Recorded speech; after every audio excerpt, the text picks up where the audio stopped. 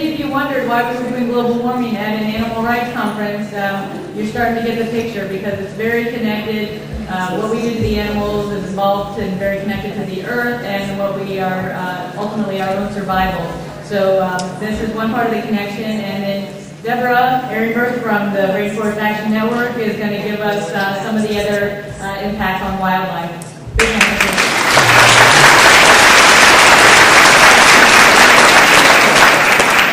Thank you. I wanted to thank Farm for inviting me, and I really wanted to thank everyone here for the really warm reception that Rainforest Action Network has gotten at this conference. It's been just a joy to participate with you all. One of the things that I like best about working for RAN is that our work has an impact on a broad range of issues simultaneously. The environmental issues that we focus on have strong linkages to human rights, social justice, and animals. And nowhere is that more clear than in the work that we do on climate change. Climate change touches on every aspect of our lives and will have a major impact on all of our movements in the future. But it's important to note that we're not talking about something that might happen in the future. Climate change is already having a profound impact on the lives of people and animals in some of the most vulnerable places on Earth. It's a process that's going to continue to intensify and accelerate unless we act quickly and decisively.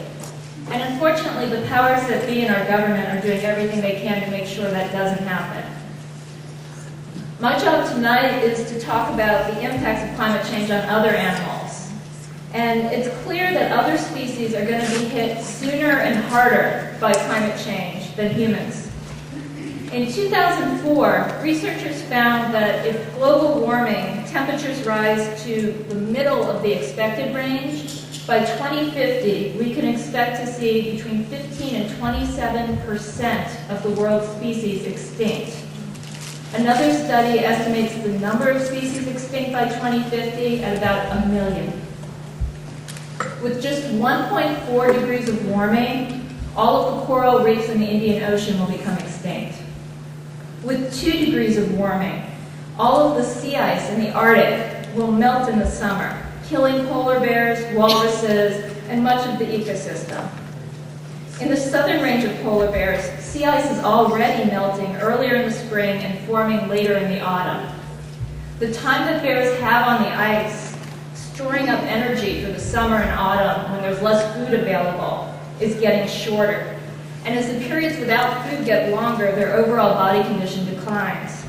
For every week earlier that the ice breaks up in the Hudson Bay, bears come ashore 22 pounds lighter and in poorer condition, and that reduced body condition leads to lower reproductive rates, which in the long run could lead to local extinctions. Also, with just 2 degrees of warming, some 97% of the world's reefs will bleach, which means that coral animals will eject the algae that keep them alive and die. By 2050, the water could become too acidic for shells to form. This will be devastating to sea life, wiping out much of the plankton, which is the free-floating plants that serve as the foundation for the entire marine food chain. And in addition to being the key to life for most marine species, plankton are as important to the long-term health of the atmosphere as forests are. The photosynthesis of these tiny green plants accounts for about half of the carbon dioxide that plants remove from the atmosphere each year. And satellite surveys are already finding sharp declines in plankton in several oceans, including the Pacific. Some species will be particularly sensitive to the warming climate. For example, most of the world's turtles have what's called environmental sex determination, which means that the outside temperature during the first trimester of gestation determines the sex of the offspring. And scientists predict that with an increase in 4 degrees Celsius in the average temperature, we could see the complete elimination of male turtles. With just 2 degrees of Celsius, we could see dramatically skewed sex ratios. Climate-induced changes in habitats are predicted to be the greatest in the Arctic, where many migratory bird species spend their summers. And climate change has already led to changes in the location, timing, and length of migration routes. A lot of birds migrate earlier, change their routes, or even abandon migration altogether.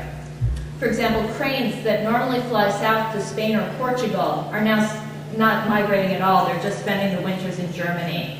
But because they're not acclimated to low temperatures, a harsh German winter could kill them. In 2005, researchers reported that the Amazonian forest is currently near its critical resiliency threshold. With just a small degree of warming, the interior of the Amazon basin could become essentially void of vegetation. Now, the Amazon is the most biodiverse region on Earth, so if we're talking about it becoming void of vegetation, we're looking at a species die-out that's really, literally unimaginable. In the Congo River Basin, many endemic species found nowhere else in the world with restricted ranges, are at risk from minor climate changes. One example is the endangered mountain gorilla, which lives on the borders of the Democratic Republic of Congo, Rwanda, and Uganda. And within this small area, surrounded by a dense human population, the mountain gorilla lives between altitudes of 2,500 and 4,000 feet.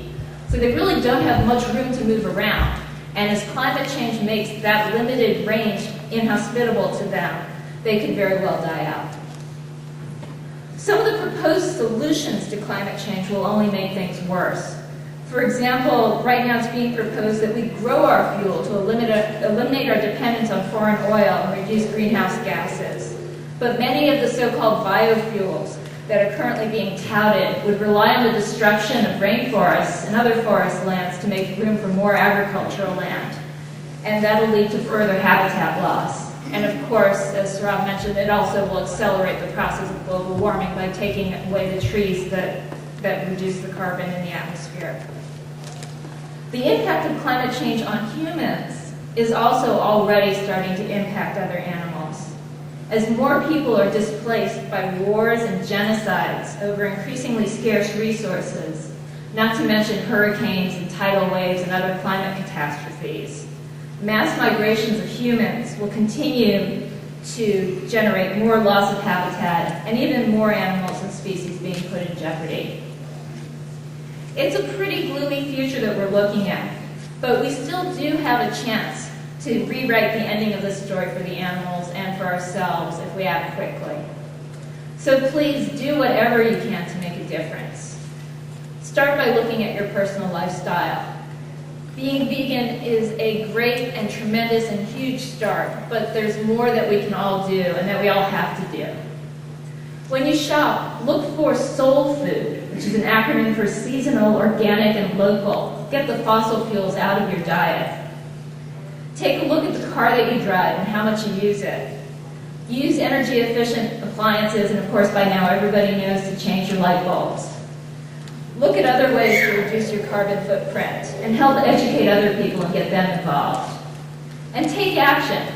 And I'll put in a little plug. Feel free to stop by Rand's table tomorrow to find out more about our campaigns around the industries that fuel climate change. And finally, I would like to invite all of you to get involved with a coalition of peace and climate activists that are planning a major national intervention this October. The campaign is called No War, No Warming. And it would be great to see animal rights groups getting involved now in the planning stages while the messaging is being developed.